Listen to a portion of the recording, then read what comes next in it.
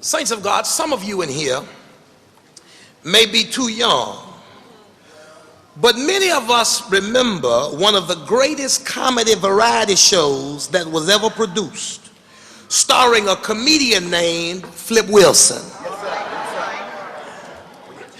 One of the great skits that Flip had on his show was one called The Church of What's Happening Now. In the Church of What's Happening Now, there was a member who was always present by the name of Geraldine. Now, Geraldine was really Flip Wilson dressed up in drag. Now, if you remember the skit, then you will remember that Flip Wilson played two characters. He played Geraldine, but he also played Reverend Leroy. Flip Wilson was in drag, parading around as somebody on the outside that he was not on the inside. And if I could just put a pin right there, how ironic it was that the church was called the Church of What's Happening Now.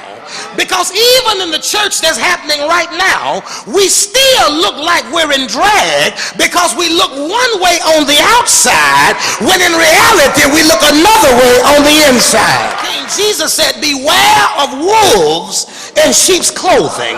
In other words, what the devil tries to do is to carry himself as something or somebody that he's really not.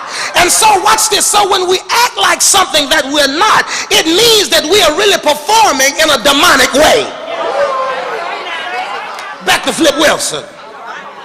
Now, when the Church of What's Happening Now, when the service would start, Beckton, Reverend Leroy would start getting on to Geraldine about some things that she had done.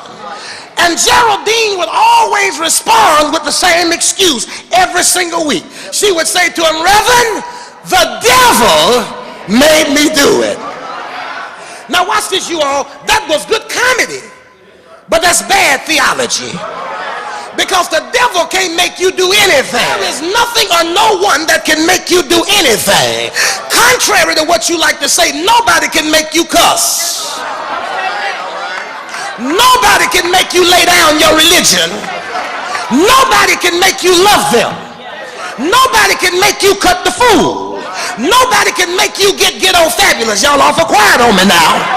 Now see, if you cut the fool, start cussing and get on fabulous, it was already in you. They just gave you an opportunity to get out what was already in you. I once heard a phrase that said, in life, there are no excuses. There are only choices, which means anything that I do, I did because I chose to do it. Now let me say this, contemporary church, in this 21st century church, we don't talk much anymore about the devil.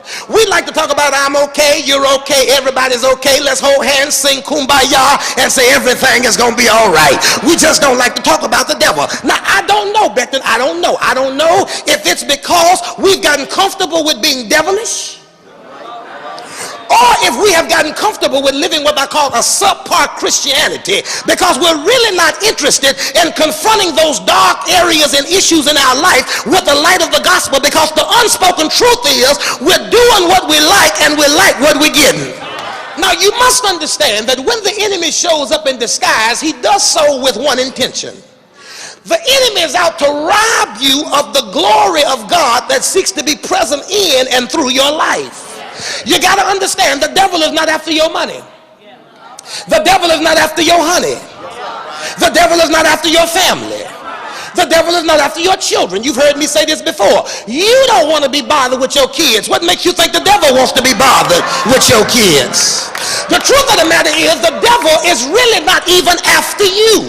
What he is after is the glory that God is seeking to get from your life. Most of us in here, we watch sports. And whenever you watch sports, one of the most important factors before the big game is when they spend some time watching game film. They watch game film of the upcoming week because they have to study the opponent in order that they might be ready to fight or go against the opponent. So they really need to know them inside and out. That's because the only way to defeat an opponent is you have to know his or her strengths and their weaknesses. And it's the same way with the devil. You better know how he operates if you plan to defeat him. I wish I had some help in here. Listen to me, listen to me, listen to me. You can rebuke the devil until Jesus come back. You can pour enough oil on the devil until he greasy enough to fry.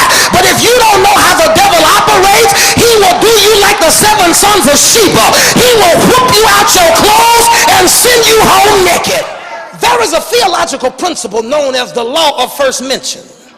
Now what that means is that the best way to deal with anything or the Bible or to understand anything in the Bible is to go back to the first time it's mentioned in the Bible or go back to the first time you see it in the Bible. So the best way to figure out how the devil works is to go back to the first time he's introduced and pay careful attention to what he does, because in all likelihood his techniques and his tactics have not changed.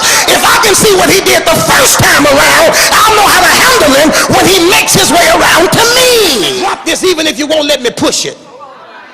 I personally, this Chris Davis, tell your neighbor he talking about himself. I personally don't want to be around anybody, Kenny, who has never been under satanic attack. Did you hear what I said? I never want to be around anybody who has never been under satanic attack.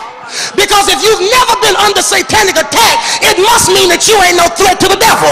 And if you ain't no threat to the devil, then you ain't no benefit to God. See, I want to be around people who frustrate the devil. I want to be around who anger the devil. I want to be around people who piss the devil off. Hello, somebody. Because people who frustrate the devil are people who are walking in their purpose and their calling, and they've submitted to God to be who God has called them to be. The Bible says that the devil comes into the garden in the form of a snake, because the snake was more crafty. He was slicker. He was sneakier than any other animals that were around. So now if you got to deal with a snake, then you need to know how to tame a snake. Y'all know I grew up in the country. Highway 147 South, New Hard. Now Vicky, growing up in the country, running up on a snake every now and then was just a part of life. Are y'all praying with me? See, it was not uncommon to go out to the little storage bin in the back, Melvin, and see one of them old no-shoulders laying on the ground. You know what I call them old no-shoulders. Hello, somebody. Depending upon where you grew up in the country, it's not uncommon, Ricky, for you to open up the cabinet and one of them old no-shoulders fall out the cabinet. Are y'all praying with me?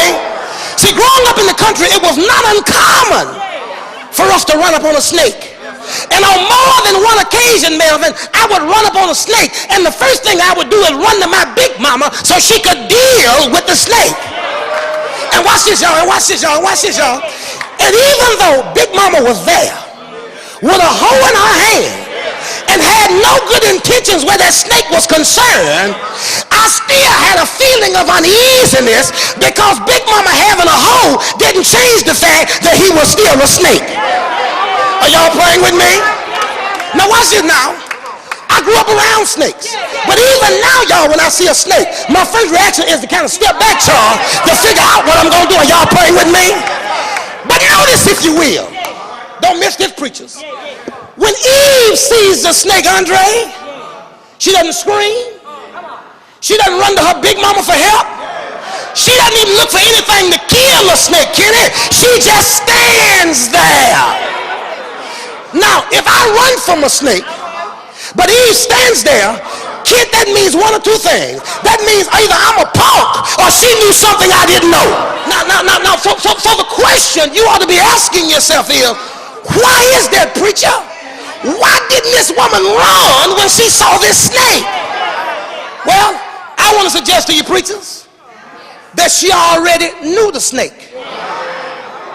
Let me prove it to you. Let me prove it to you.